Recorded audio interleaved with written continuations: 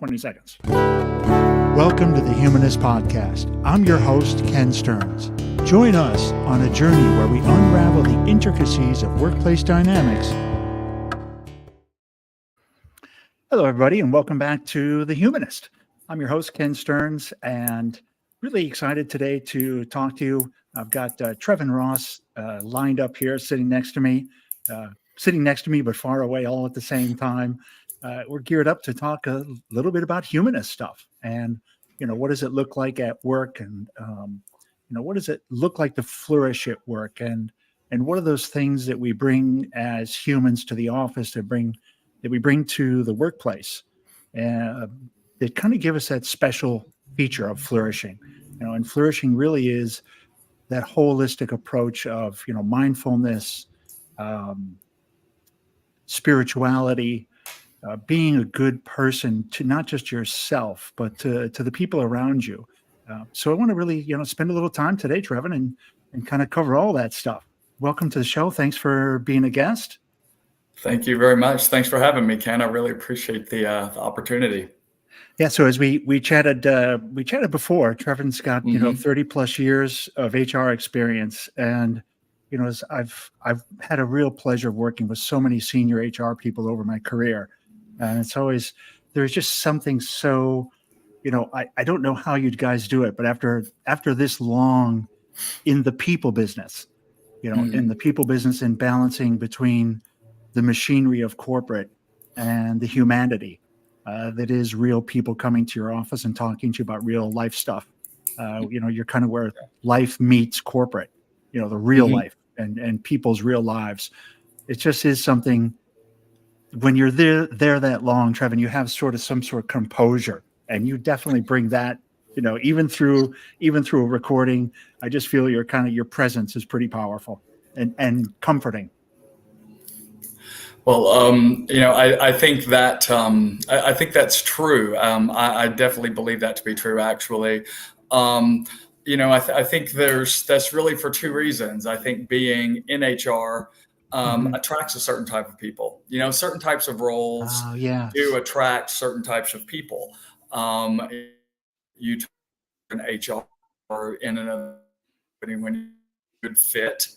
One of the things that we often talk about when we talk about job fit is the personality of the individual. How do they communicate? How do they interact with other people? Moving on into what are their interests and those sorts of things. Because if you have someone in a role or they join an organization where there is not real alignment between them as an individual, whether that be in their communication style or their interests or just how they think and how they view life. If that's not aligned with the company culture or it's not aligned with the role that they are doing, then that misalignment can create a lot of dissatisfaction, both on the part of the individual and often on the part of the organization as well. So I think, again, HR, I think like any profession, tends to attract certain types of individuals to move into it. And also, again, when you're in a role like this, where you do sit at that intersection very often between corporate, what are the organization's goals and objectives and needs and metrics and all of those things. But the work is ultimately being performed by humans. Who have, obviously humans have a mindset. Machines and metrics and things like that don't have mindsets. People do. And HR sits at that intersection of bringing those two things together. And really and truly, I would agree with your statement that when you've been in HR that long, you tend to approach that intersection with a very kind of calming, rational logic to approach that, because you have to understand both elements that you're dealing with, both the people and corporate. And if you are moving too quickly or you are focused much more on one than on the other, then that doesn't always necessarily lead to the best outcome. And it is something that over time. The experience speaks to that. I'll say myself and every HR person that I've ever talked to said, we were the company or me or the department or whomever was trying to do this. And, we were trying to do X, and we were moving so quickly, and we were often here desperate, or somebody had left and we were dying, or we were expanding and we needed bodies and we needed all of this sort of thing.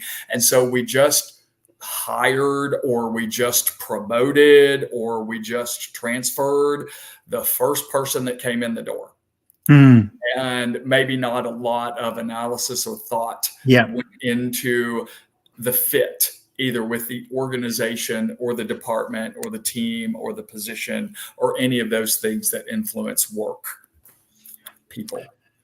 It's that losing. I heard this the other day, really, wisdom is the ability to look back on events without emotion, with the emotion gone, right? Without including the emotions. And I think that's what HR, I get that vibe is, that the emotion is gone out of the situation at corporate, right? You're able to look at stuff without the emotion and help the employee and the employer kind of see things with the, like I said, just at a rational, logical approach.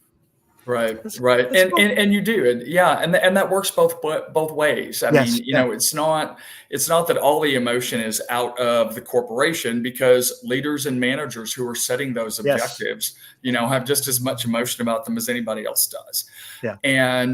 But when you have, it's not just translating from the corporate to, say, the employee or the team member.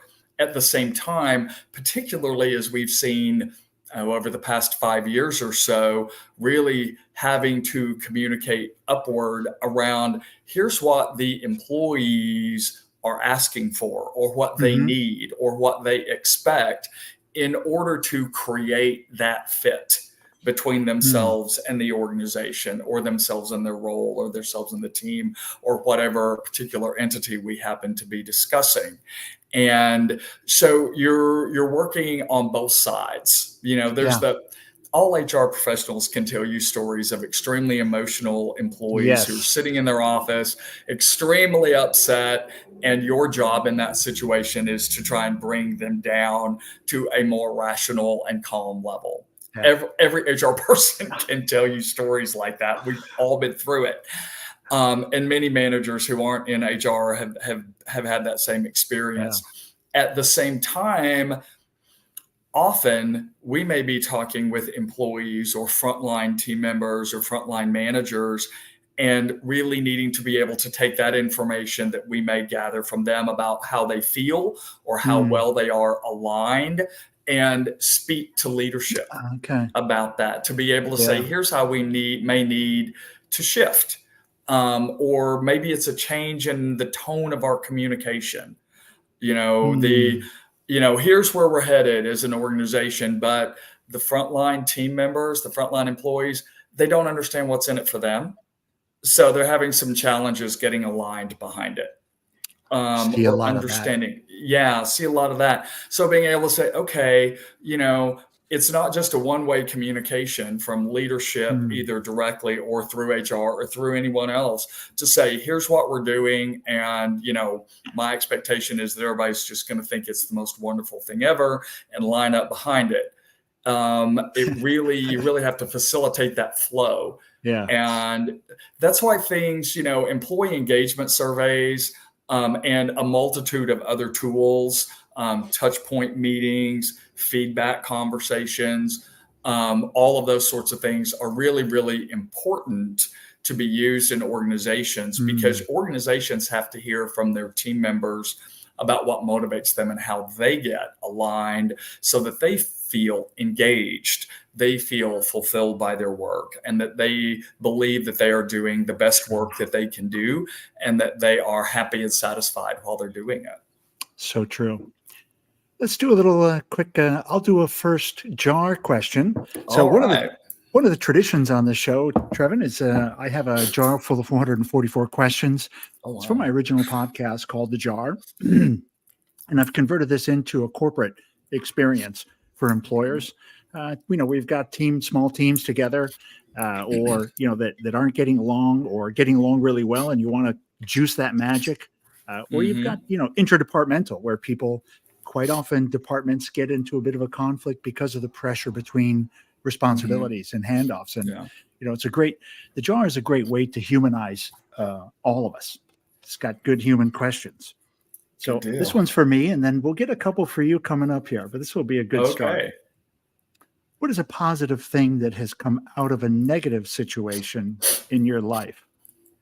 It's a positive thing that's come out of a negative situation in my life.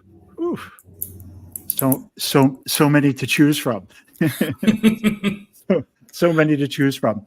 Yeah. I think for me, one good one for me was when I was in India, and I was assigned in India, and that was a really tough job. A real tough job. Loved the people that I worked with, but there was the one boss that was not a great boss. And, ultimately that led me to search, as we were talking earlier offline, it led me to look for another role.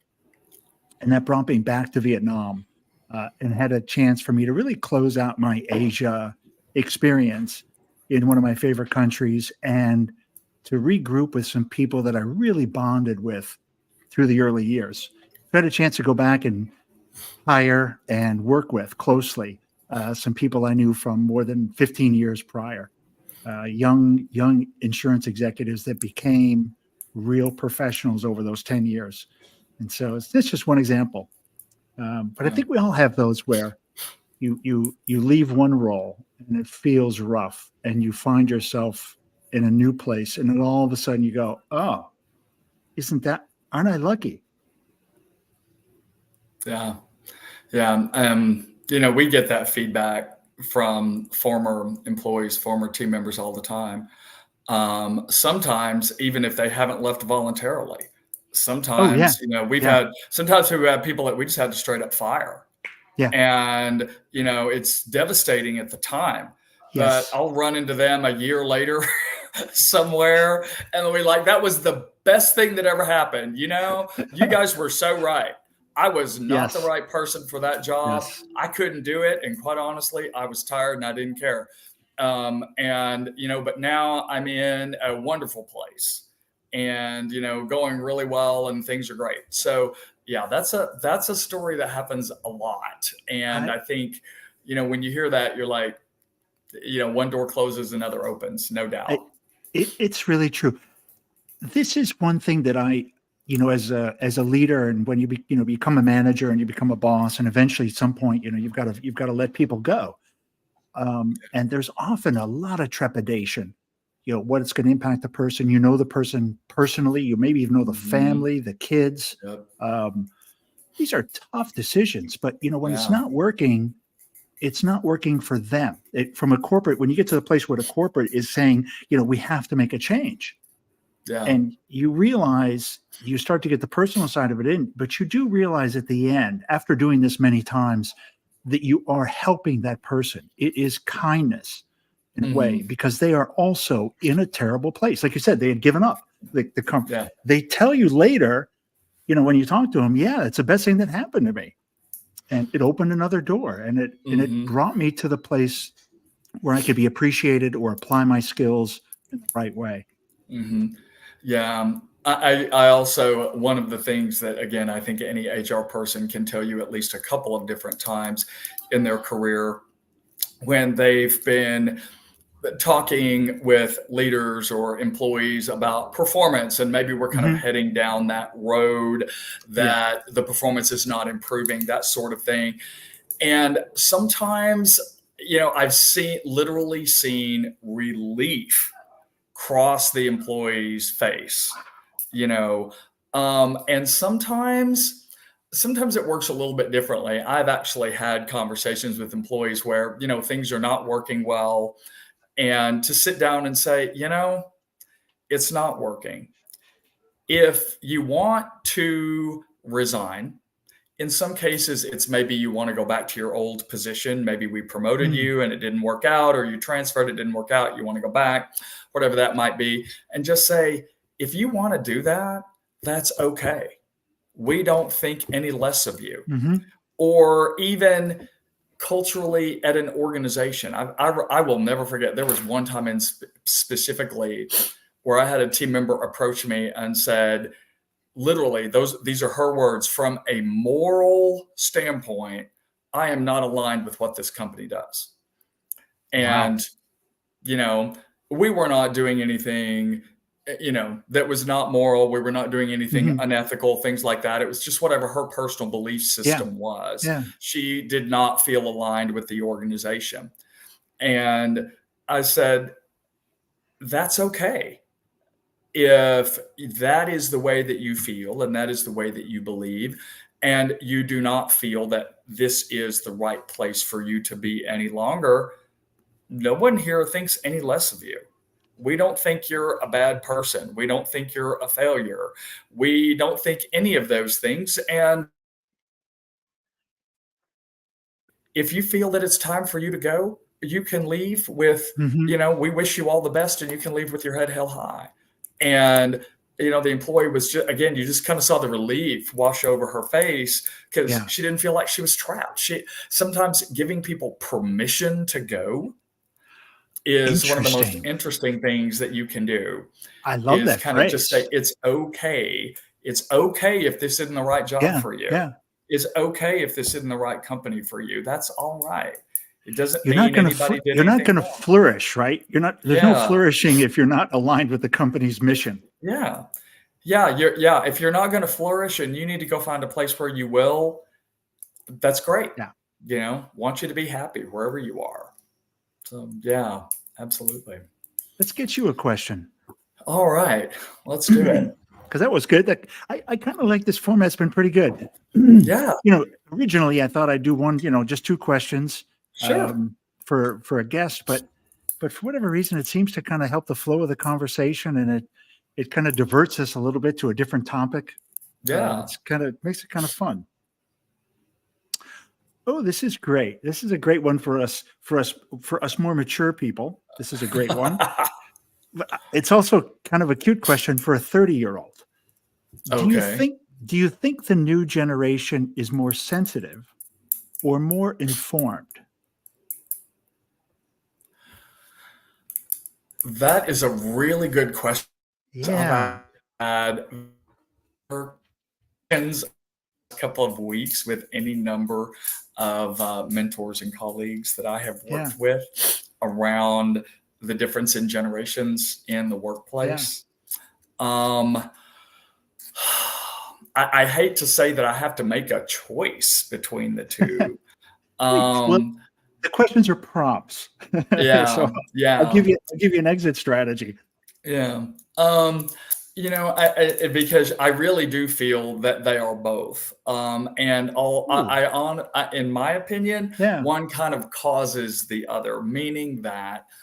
Oh, I think I get you. Yeah. Yeah. I'm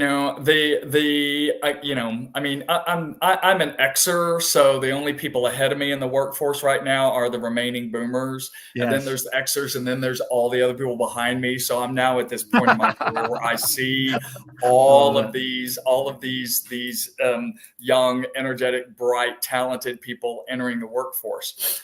Because they are more informed and they are more aware of the world around them, they are more aware of what they bring to the table as workers. They know what they're looking for, either from their skill set or from a cultural standpoint. And the more that the more information you have, the more sensitive you become to the world around you. The more information you have about the world around you, the more sensitive you become to it. It's almost like the more you know, the more you feel. Because knowledge is not just facts. If it's just facts, then that's pretty dry. But using that in a way to benefit yourself, the organization, whatever that might be, and they are seeking the the alignment, they are seeking the fulfillment, they are seeking to flourish at work. If they didn't have that information, they might not know what flourishing for themselves looks like. And, to say, okay, flourishing, now I have a lot more information than I used to around mindfulness, around wellness at work, around, from a nuts and bolts perspective, how stress impacts individuals. And I now am aware, and I have the information that my job should be fulfilling. I should be flourishing at work. And I'll kind of follow up a little bit. Some of the conversations that I've had, I've been talking with people that are close to my own age, and we've kind of looked back 30 years ago when the mantra was, you leave your personal life at the door. You are here to work. Yes. And that's it. And you leave your personal life at the door. And when you came in, you were that button down professional. And that was the way you approached work. But now they are more informed. Work doesn't have to be that way, or even work shouldn't be that way. Now the phrase is bring your whole self to work. Yes. That's the catchphrase that you're hearing. And, those of us who've got that historical perspective are looking at this shift away from, again, leave your personal life or leave your personal problems at the door, to being able to bring your whole self to work. And if they are aware that they can, then the sensitivity flows from that.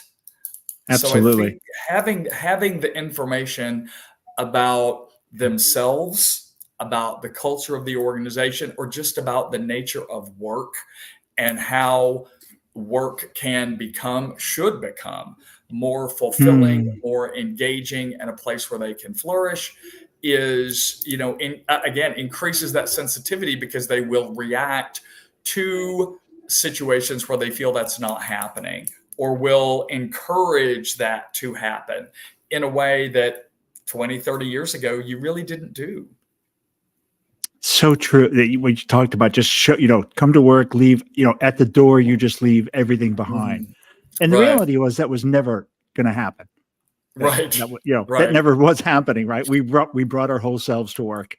But I think you didn't have the expectation that work was a place where you would go there and do your job and get a paycheck, do your best and try to have a career.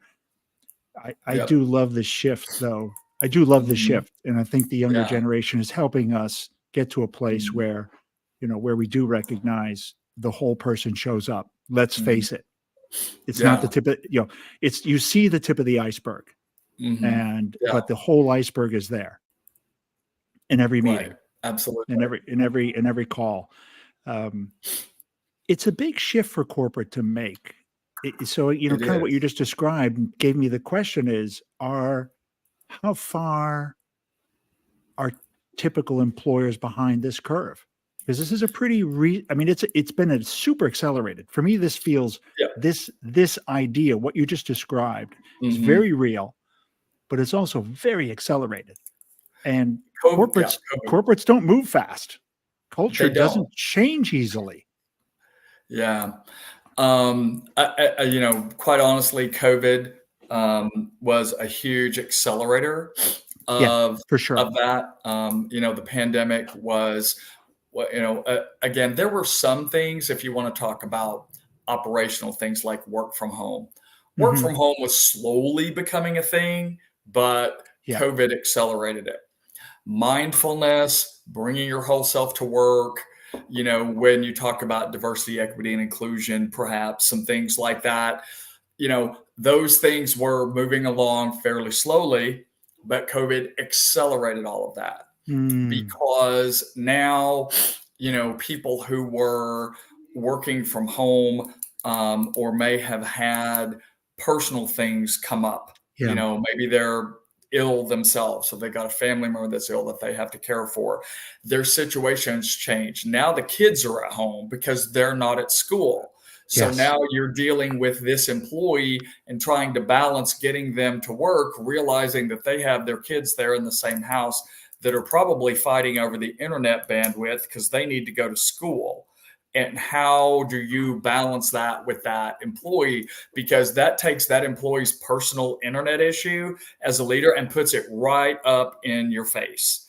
And you becomes a have to corporate issue. Yeah, becomes a it corporate becomes a corporate issue. And so it's not like, oh, just leave your personal problem at the door, because that person's not in the office and their personal life is impacting their ability to work in perhaps the way the corporate entity expects. But you have to be able to deal with that. And I think one of the things that you said, corporate America moves pretty slow. Some of the rebound and some of the return to office initiatives that we've seen, in some cases they may be the right thing to do, and in some cases they may not. So I'm not going to pass judgment on any particular corporate strategy. But I think the fact that we see so many of them indicates that the old ways of thinking are still there. They're flexing and they're moving, but they're not gone by any stretch of the imagination. They're still there. There is still a lot of focus on, I need to be able to see my employees, to understand that they're working. I want them to be all in the same place so I can walk around and talk to all of them. For me, that's a huge one. Yeah. Management by walking around has great benefits. It really does. You just have to find out a way to do it differently. If you have remote employees or hybrid employees, how do you make that work? So that's a good point. And there are a lot of jobs and a lot of organizations where having people together and being able to have that synergy of bouncing ideas off one another and things like that is very important. So just like I don't think everyone has to be in an office all the time, I don't think that every job or every company sends everybody home all the time either. I don't think that necessarily works for all organizations, but the flexibility and being able to work with specific departments or jobs or team members, employees, whatever that may be, is still going to be fairly slow. I think, again, we saw some acceleration of that, but I think what I'm seeing is it's gone back to kind of this snail's pace moving forward. We'll continue to move forward, but I don't think it's going to continue to move forward with the speed that it did. Yeah, interesting. Well, we made some leaps, right? We made some leaps. It's interesting you had mentioned about the employees at home and all those challenges. The same thing was happening in Vietnam. When we were work from home, those issues, and it goes even further too, because and I'm sure you experience this. You start to have, who are leaders, what's going on in their home, where they live. Like, all of a sudden, I needed to know where my direct reports what they were working out of, what was their situation? Did they have the bandwidth? Were they at home with what parents or kids, and what was the dynamic in the house? Were they able to dial in at certain times or not other times? It's really fascinating how quickly I became immersed in each person's individual. And then you're with these calls and you're invited into people's homes, into their home. So all of a sudden now I'm talking to somebody in their home every day, or twice a week on a sometimes a couple times a day, depending upon what meetings we were having. It was very interesting to really, and as bad as it was, there were some interesting parts of that. You became we kind of became a little closer in some strange way, even though we were farther apart. I would agree. I would agree with that. I've had that conversation with people in the workplace, and I've also seen a small amount of research, not a lot of it, but a small amount that really suggests exactly that during that time when we're really conducting business in everyone's home, if you're got 15 people on a Zoom call, you got 15 homes going on in there. Yes. Seeing those people, that it really did enhance, people viewing their colleagues as humans, whether that's the cat that hops up in the middle of the meeting and just sits there, or whether it's, hey, my kid's crying, I need to, run over and take care of it. Or other people that live there, there was one team member that always sticks out in my mind. Her father lived with her and her husband, and her Okay. father was very elderly and did not understand when she was at home that she was working. You know, his mentality, he had It does not compute, right? yeah, Does well, he not had some compute. cognitive decline as well. Yeah, sure. That he was dealing with. But, you know, to say, wow, you know, she has challenges or, you know, other things going on in their lives, like all of us do, that make them come across as more human. Because again, when that camera is looking into your home and you see the people or the pets or, you know, whatever it might be. And then interesting that you mentioned also as well, this was one of the things that we dealt with at the company I was working with at the time, was kind of the technology. There's often the assumption that everyone can just pick up and go home and that they have internet connections that are as good as those in the office and that they have equipment with nice big computer screens that they can see what they're doing and that they can work just as efficiently and just as effectively from home. And that was a real challenge and continues to be a challenge for many companies because either, again, they may not have the bandwidth or they may have to share it. That was the big thing in COVID. They were like, big I've got high-speed bandwidth, but I got 4 people on it, you know, or, you know, companies are like, okay, we'll give you a laptop. Well, you've got this one little laptop screen where in the office, you've got your 2 big monitors and you can see everything you're being productive in that environment. And all of a sudden you're down to this little screen with this one little tiny keyboard and you're expected to be just as productive. Yeah. Or again, children, parents, whatever that may be, that may interrupt in the day. Or heaven knows you have an emergency, you know, I don't know, you spring a water leak or something like that, and you can't work from home anymore. So there's this, there was a lot of initial assumptions about that, and those got corrected pretty quick, I will say. Once companies were like, you gotta go home, they're like, well, wait a minute, you know, or some people, there was one again that I can remember who literally lived so far outside of the city that internet connection, even the best that employee could get, was not enough to support the VPN connections in the office. Wow. It was satellite, and that's all they could get. They could, you know, and it was like, what do you do? Have them move into town? You know, it wasn't available. Better bandwidth wasn't there yet. And so, you know, you get drawn into a lot of those things. And I think it brings a degree of humanization. Yeah. And you're working with someone and you see all of these other elements of their life that surround the person that you may know at work. When there's really this whole, as you say, it's the tip of the iceberg at work. And when you're getting to see even a little bit of the rest of that iceberg, even a little bit, right? It humanizes people. It really does.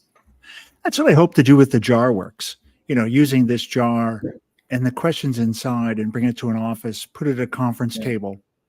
And let people pull one card at a time and listen to the person answer, interpret the question. So like you did, you know, you kind of struggled with the idea. Do I have to, is it a yes and no, or can it be yes, no, and maybe?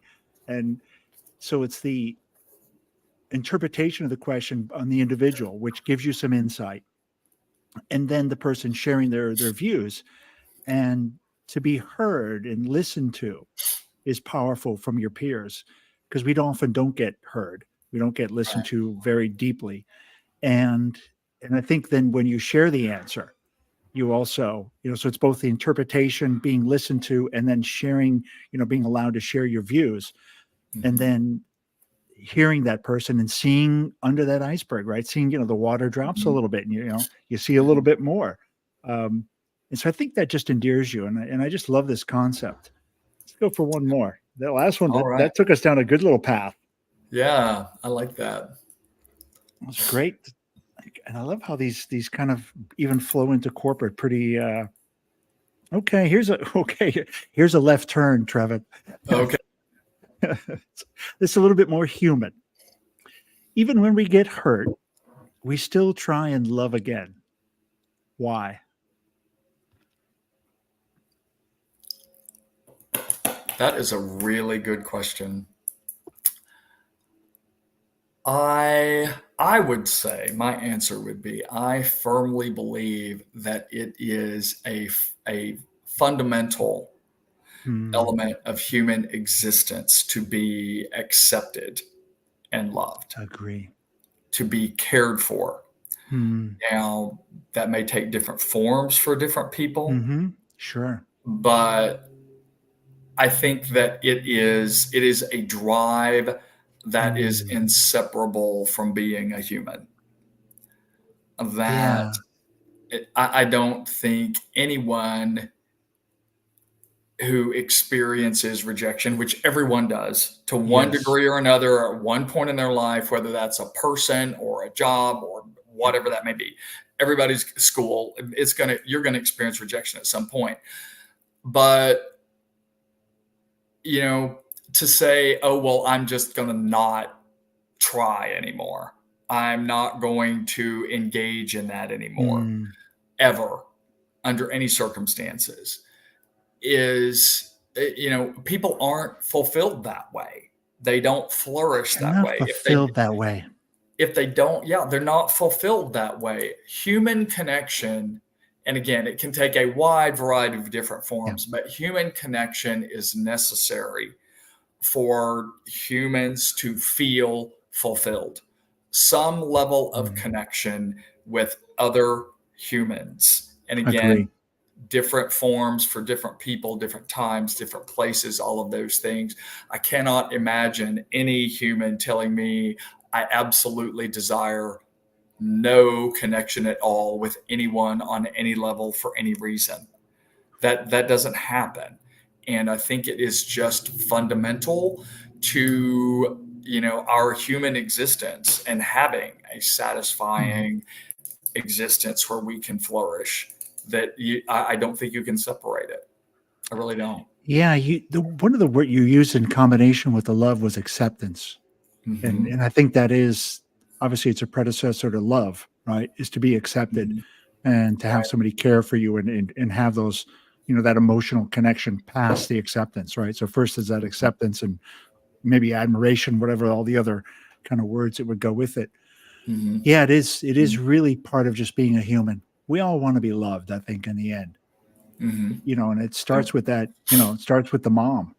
You can't break, I've got my, my daughter here and her 6-month-old son, and and the 2 daughters, and you can just see that, that how important that love is, for them to receive that as like a absolute anchor in their life. It's a food. Yeah. It's a food. You can really see it in younger people, younger kids, children. And I think as we get older, we're able to kind of, as you get hurt, like the question says, even though you get hurt and you still try, we're probably more sparing with our attempts and where we go in search of it, as we mature and, moms aren't there. And like I said, it takes many shapes and forms for different people, but we're all looking for that acceptance. And then if we can, the love that goes with it. Yeah. And again, I think, as we talked about, why do they do that? Why do humans continue to seek it? They may seek it in a different way. If they were really, experienced a whole lot of rejection or some type of trauma in one area, they may definitely look for it in another way or in another area. But again, you don't see humans abandon that concept entirely. Yeah. It really is it's a real thing, right? It's a real thing. Yeah. What do you think, as you ponder your next moves, right? Your next career move, what are you going to look for? Because you're at a good spot. You've got a good bit of experience. You've got some time to kind of contemplate what you look for. Are you going to look for the role, the title? Are you going to look for that environment, the right kind of corporate environment that you can really feel strongly about connecting that to the employees? What are you going to, what's Trevan looking for in this next role? Yeah, and I have been thinking about that Yeah. over the last few weeks, and even kind of thinking back over previous places that I've Yes. been, and Yeah. what may have stood out to me as something that I felt particularly strongly about at the time, and I'm really, I want my next position my next position, my next opportunity to be a place where I'm able to make a difference in the lives of the people that work there. Okay. And that could be everything from work is more fun and more engaging. Work is, more aligned with an individual's core values. We are developing our employees, helping them to grow both personally and professionally. All of those things. And, I've always felt that, if there's not that engagement and there's not that alignment and there's not somebody who's looking out for you, then there's not going to be good engagement in the organization. And, we've kind of alluded to several times people who show up, do a job, and go home. And that's not the type of company I want to work for. I don't want that expectation. You work hard, you have a lot of fun, you accomplish a lot. But at the end of the day, it's about, the employee as the individual, or the manager or the leader as the individual. How do you feel about what contributions you're making to this organization? How do you feel about what the organization is doing? How do you feel about the organization's investments in you as an individual? Whether we are training you to do your job, or whether we are training you on leadership skills, or whatever that might be, or how are we supporting you in that development?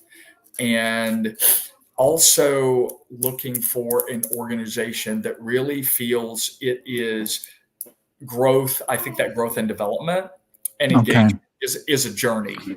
And to be able to say, how are we moving forward? A lot of companies say it's okay to make mistakes, and if you don't get it right the first time. And the truth of the matter is, I haven't always found that companies live that motto. And so, to be able to say this is the learning is a journey, the development is a journey, the investment is a journey. And yes, we will always have those times where things don't work out, and we understand that.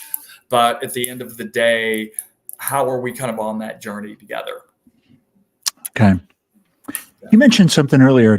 You mentioned employee surveys, and then some of the things you just described in this part of the conversation reminds me. One of the companies that I'm working with is called Shape, and their motto is, it's kind of a little bit even aligned with what I'm doing. It's flourishing at work. Okay.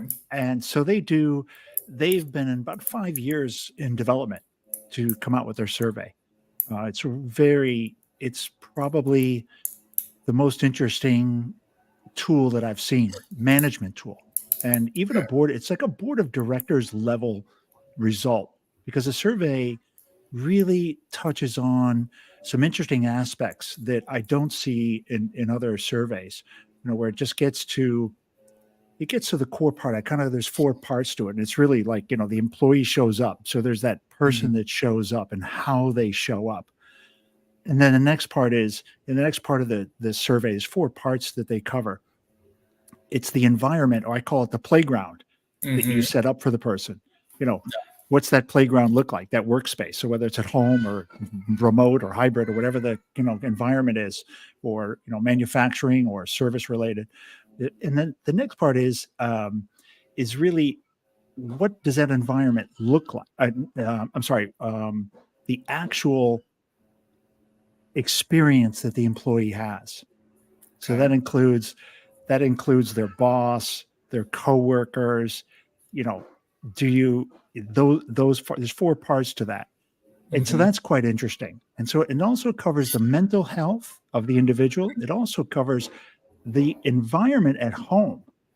So it includes what's going on at home. What's your life like at home? What's happening at home? Because it brings that part comes to work. And then the last part is, your commitment, the company's commitment to what it, how do I articulate this? How serious are you about what you say?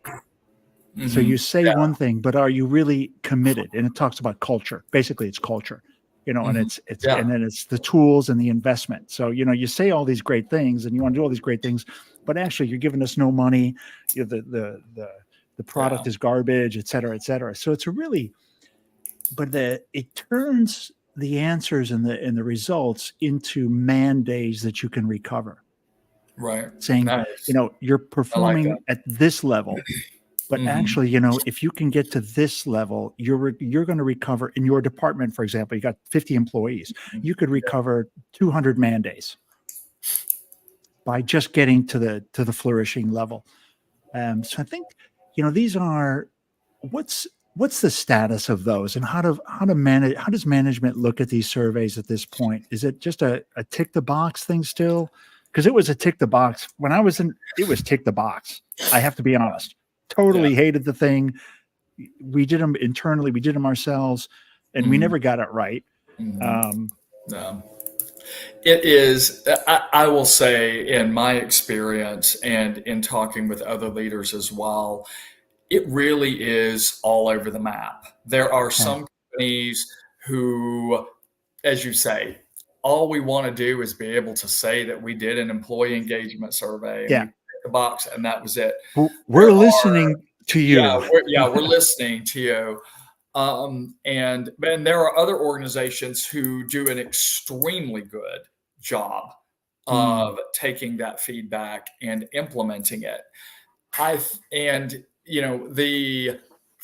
There's a couple of things that I think about, when I talk about feedback tools, and that's what I'll call them, because they can be conversations. Great. That's feedback. They can be town halls, they can be employee engagement surveys, they can be any number of things. But these employee feedback tools that we have, no matter what form they take, number one, if you are not going to do anything at all with the results, it probably don't even bother. Because as you say, the phrase that came to mind when you were talking about the survey tool that's being developed was, are you walking the talk? And, if you tell employees that you're listening and then you don't do anything, you've just shown them that you're really not listening, or at best you heard them and you don't care. And, didn't say anything, then you didn't say anything. But if I told you and then you don't do anything with it, that can even put you in a worse situation. That's far worse. Yeah. The companies that do it really well, though, what I see them do that really sets them apart is that they communicate back to the employees about what's been done. Kind of the middle ground is, hey, we have the survey, we have the results, we're going to roll it out to leaders, we're going to tell you what it says, we're going to have you put together an action plan as to how you want to address these issues in your department. That's a good thing. That is a great next step. But the companies, the organizations that are truly stellar, they come back 90 days, 180 days, maybe a year later, right before the next feedback mechanism, feedback tool goes out and say, here is everything that we have done based on your feedback, And there was one organization that I've worked with that I thought did this. I actually saw the transition. I was there for many, many years. When I arrived, we didn't even do surveys, didn't even do them. Over the course of the 7 years that I was there, we not only implemented them and developed feedback plans, but I think we did it twice. We did 2 touch points in the year where we actually, in the form of a town hall or some sort of broad communication, to be able to say, here's what you told us. Number one, we shared the results with the employees. Yeah. We said, we shared it with leadership, and then we rolled it down and we said, here's what you told us. And then we went back at least twice calendar year and said, based on what you told us, here's what we did. I can remember one time in particular that it was very interesting, where we said we wanted to do this and we tried, but we found out for regulatory reasons we're not able to. But we heard you. We heard you. We investigated it. We're sorry we're not able to do it. And you know what? That didn't seem to bother many, because they were like, at least they heard, at least they tried. Oh, yeah. Yeah. But again, the ones that I think really, really use that type of tool, use those feedback tools, is that communication loop back to the employees to say, remember what you told us, here's what we did about it, and that sort of thing. And those are the ones that do that really, really well. And it doesn't have to be a survey. Again, it can be a lot of different types of feedback tools are there. And if you want to do a survey, as you mentioned, there's a lot of good ones, and there are a lot of poor ones. I think survey design is critical, that you have to look at that as well. How are you asking the question to get the answers that you need? Which makes me a little nervous when I have a lot of homegrown surveys, because there may not be a lot of expertise or thought process put into that question. So I always I tend to lean toward, hey, let's find something that people who really have good expertise in developing feedback tools have developed. If it comes in the form of Survey Monkey, it's probably not a good survey. Is that what you're saying? Well, no, it depends on where you got the questions. Yeah, I would say. But, I think we've all seen a manager who's like, I'm going to survey my team, and they throw 5 questions into a Survey Monkey chat, and they don't get the answers they want.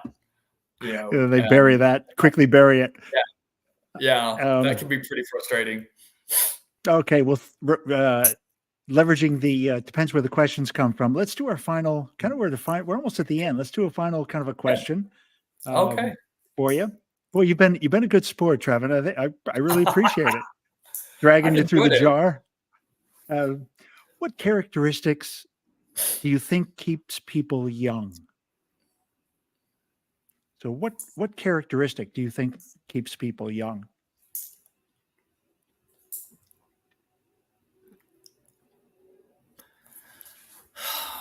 I can think of 2, and they're kind of related. And I'm going to use words more from the personal life side of the spectrum than the business spectrum. That's so. I would say the 2 things. One is spontaneity. The being comfortable with, I'm sitting at home and I got Netflix on, and I'm enjoying my chill time, and I get a phone call, hey, you want to go to dinner or whatever? And what do a lot of us tend to do? No, I'm here, I'm comfy, I'm settled in, that sort of thing. But I'm like, get out, go get connected with that person. Have you seen him in a while?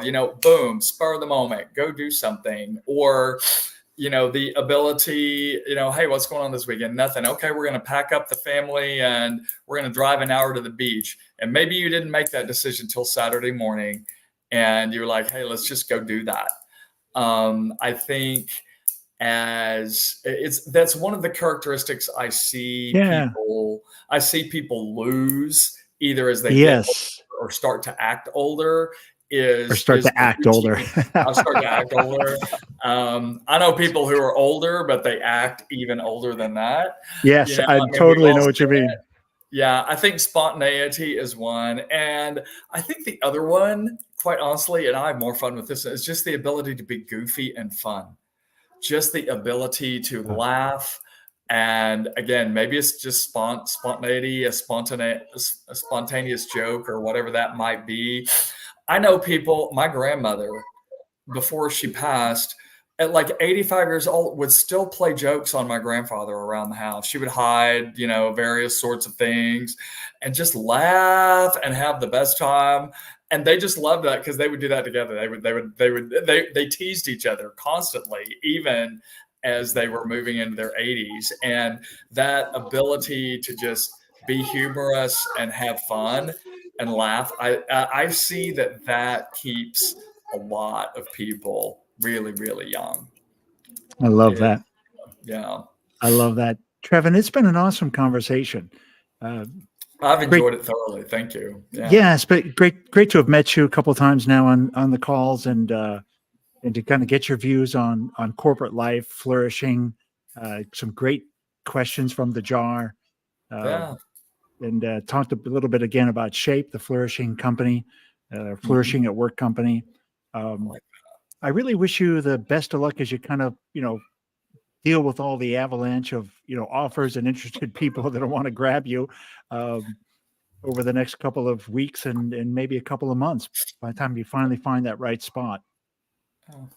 Well, thank you. I appreciate that. I certainly have in mind, what I want to be doing, where I want to be going. So I'm really looking forward to that. I think you put those intentions out there, and you've got that good heart, you've got that good connection. The right place will find you. The right place will come. Yeah. It'll come to you. Yeah. I don't think you'll have to look too hard. Oh yeah. Just a big shout. Yeah. And if you're listening to this on the audio version, thanks very much. Give us a like, give us a follow, share the episode, and again, Trevan, thanks so much. Hang around real quick. Just going to run a little exit. Thanks, Ken. Thanks, and thanks everybody. Welcome to the Humanist Podcast. I'm your host, Ken Stearns. Join us on a journey where we unravel the